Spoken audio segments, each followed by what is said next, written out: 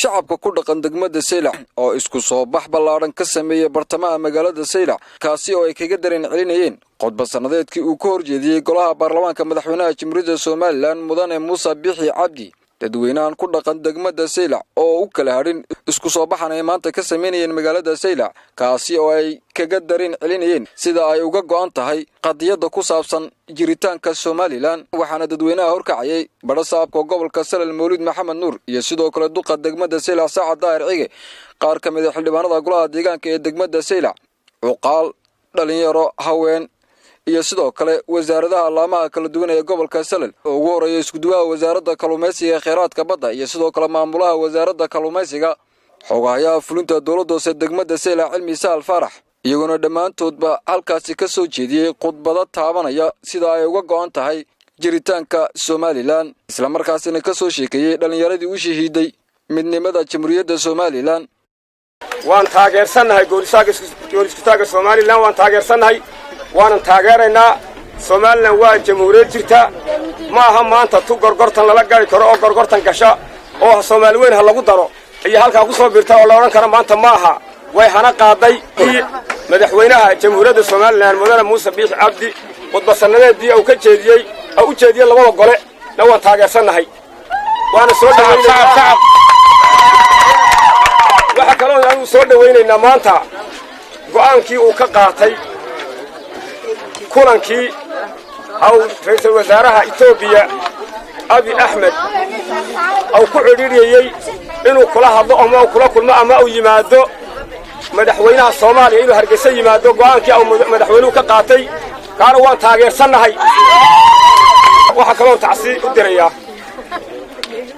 taageeradii dhalinyaradii hufo ee ku shiiday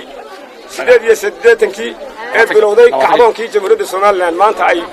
dawladda ku tahay bilaabana waxaan leeyahay intii dhawaan Allah u naxariiso inta nool cimrigeeda Allah raajiyo inta dhibatay jannadii firdawsi Allah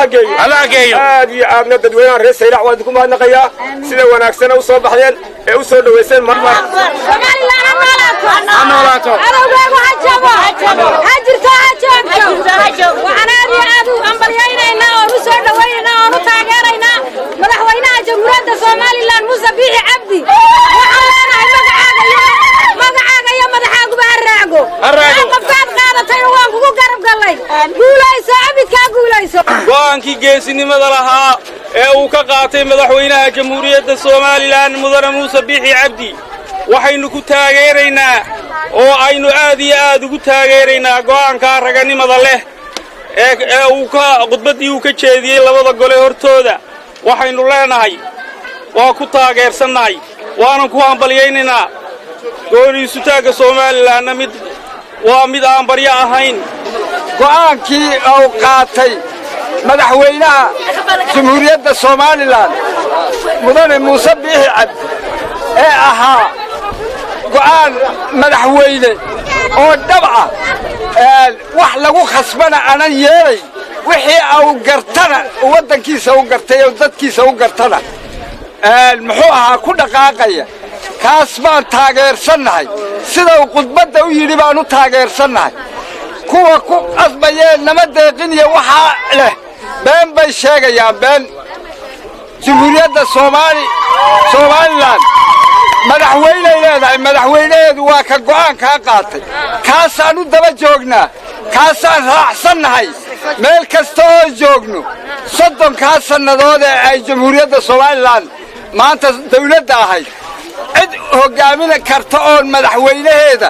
iyo madaxdeeda ahayd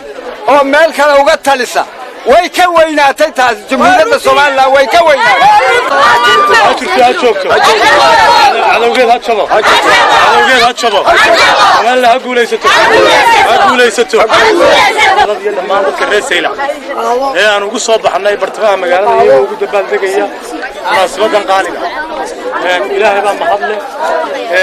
marka koobaad maanta waa 20 February waa maalintii dhalinyaradii jamhuuriyadda Somaliland iyaga waynu ducaynaynaa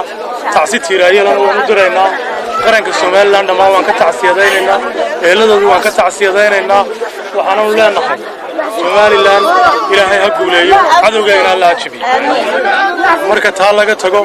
marlabaadka waxaan ku qanacsannahay siyaasadda madaxweynaha jamhuuriyadda Soomaaliland uu ku hogaaminayo qaranka jamhuuriyadda Soomaaliland halka maanta aynu taagannahay waa Saylac waa koonihii kale ugu dambeeyay Soomaaliland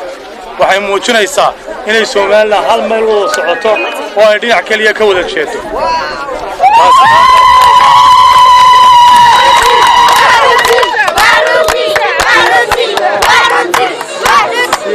siyaasadda kaliya ee madaxweynuhu hogaaminayna dhamaanteed waan ku beersannaa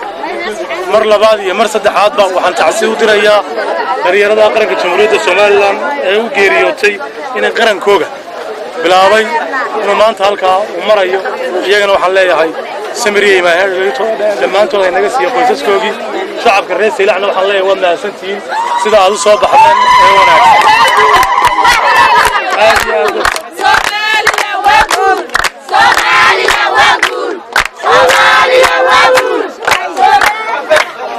aad iyo aad baa mahadsantihiin assalaamu calaykum وعلي أحمد ديري علي دقدرول وركب بدع اس تي في مقالة سيلاع